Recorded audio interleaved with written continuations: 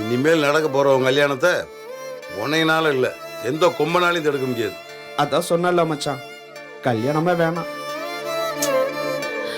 டேய், உங்க எல்லாருக்குமே பொதுவா சொல்றேன், இனிமே யாரும் இந்த வீட்டுல என் கல்யாணத்தை பத்தி பேச்சு எடுக்காதீங்க ப்ளீஸ். இல்லை மாமா, ஏன் மாமா இப்படி பண்ற? கைய இருக்கு. உங்க எல்லாருக்குமே புண்ணியமா போகும். மாம்சு, என்ன மாமா இப்படி பேசுறீங்க? இல்ல மாப்ள, ஏற்கனவே நான் போதும் போதுங்கிற அளவுக்கு அவமானப்பட்டுட்டேன்.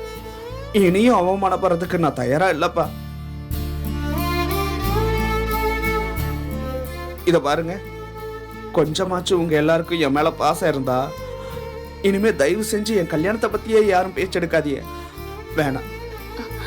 டேய் பழனி. இல்லை மாமா,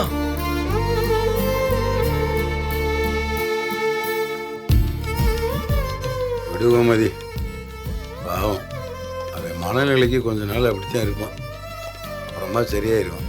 விடு. என்னங்க இவன் கல்யாணம் எல்லாம் வேண்டாம் அது இதுன்னு பெனாத்திட்டு இருக்கான். இத பாருங்க, அவனை அப்படியே விட்டுறாதீங்க. இவ வேற, அது எப்படி விட்டுருவேன்? கண்டிப்பா நான் கொடுத்த வாக்க காப்பாத்துவேன்.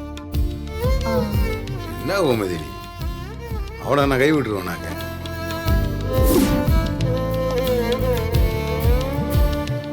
இலை எங்கடா கிளம்பிட்ட? எல்லாரும் வீட்லயே இருந்தா கடை யாரு பாத்துக்கிறதா? குமரேசன் சித்தப்பாவே ஒத்தையில எல்லாத்தையும் பாத்துக்கிட முடியுமா?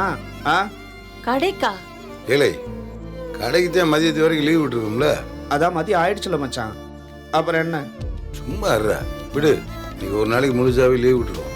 நீ பேசாம வீட்டுல இரு. இல்ல மச்சான், வீட்லயே உட்காந்து என்ன பண்ண சொல்றிய? கடைக்கு போறேன், லீவ் எல்லாம் ஒண்ணும் விட வேணாம். டேய் பழனி, வீட்லயே இருடா, ஏதாவது சமைச்சு தரேன், சாப்பிட்டுட்டு தூங்கு. தூங்குறதெல்லாம் ராத்திரி தூங்கிக்கலாம். நான் இப்ப கடைக்கு கிளம்புறேன். டேய் சொன்னா கேளு. நான் கிளம்புறேன்க்கா, பை. வரேன் மச்சான். டேய் அவனை தனியா விட வேண்டாம், நீயும் கூட போ. சரிம்மா, நான் ட்ரெஸ் மாத்திட்டு கிளம்புறேன். ஏன் கோமதி, ஒரே நேரம் விஷயம் தெரிஞ்சிருக்கேன். இந்த ஊருக்காரங்க என்ன ரேஸ் போட்டவங்களா? நடந்த விஷயத்தை விசாரிக்கிறதுக்காக வேண்டிய கடைக்கு பொருள் வாங்க வருவாங்க. என்னத்த சொல்றது, என்ன சொல்லி சமாளிக்கிறது? சரி, நானும் கடைக்கு கிளம்புறேன்.